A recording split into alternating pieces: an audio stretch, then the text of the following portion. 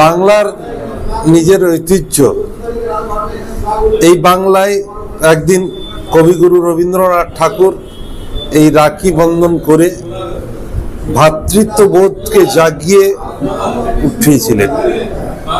যে একটা ইংরেজরা বিভেদ সৃষ্টি করেছিল, সেই বিভেদকে মিটিয়ে দিয়ে ভ্রাতৃত্ববোধ এনেছিলেন।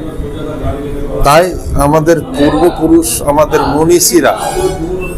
মনীষীরা এই বাংলাতে যে ভ্রাতৃত্ববোধকে এনেছেন, সেটা আমাদের নেত্রী মমতা ব্যানার্জি, নেতা অভিষেক ব্যানার্জি যেদিন থেকে পশ্চিমবঙ্গে দল গঠন করেছেন, সরকারে এসছেন, তারপর থেকেই বলেছেন এই বাংলায় কিন্তু ভ্রাতৃত্ববোধটাকে আরো জাগিয়ে রাখতে হবে। কারণ আজ যেই ধরনের একটা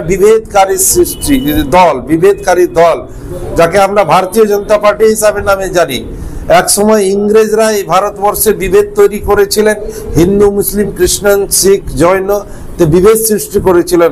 বর্তমানে এই ভারতীয় জনতা পার্টি এই ধরনের একটা জাতীয়তা বিভেদ সৃষ্টি করছেন। হিন্দু, মুসলিম, শিখ, জৈন, খ্রিস্টান তাদের মধ্যে একটা বিভেদ সৃষ্টি করে নিজের চেয়ারটাকে বাঁচাতে চাইছেন।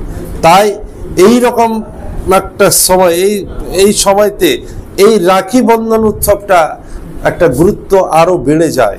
কারণ এই রাখি বন্ধন করে আমরা যেভাবে রাস্তার দাঁড়িয়ে না জাতি দেখলাম, না ধর্ম দেখলাম, কে কোন জাতির লোক, কে টোটোওয়ালা, কে বাসওয়ালা, কে মার্সিডিজে আসছে, কে কোন গাড়িতে আসছে, সেটা সব ভুলে গিয়ে আমরা মানুষকে মানুষ ভেবে আজকে মেলবন্ধন করেছি দিদির মমতা ব্যানার্জির নির্দেশে, নেতা অভিষেক ব্যানার্জির নির্দেশে।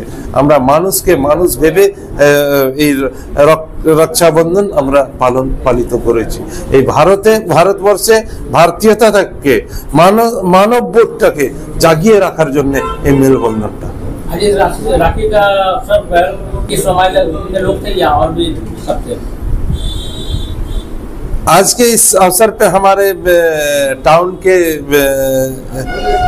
ज्यादातर काउंसलर थे, छात्र थे, युवा थे, माइनॉरिटी के सभापति नियाज अहमद थे, हमारे बॉबी थे, हमारे छात्र के जिला के अर्णव थे, सभी लोग उपस्थित थे।